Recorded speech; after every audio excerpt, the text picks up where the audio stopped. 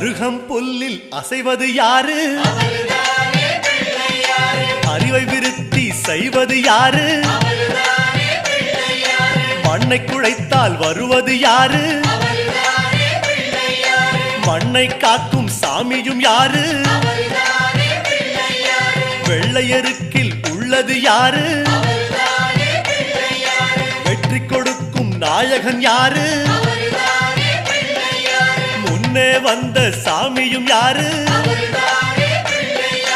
அவரும் வாழ்வது எங்கே கூறு?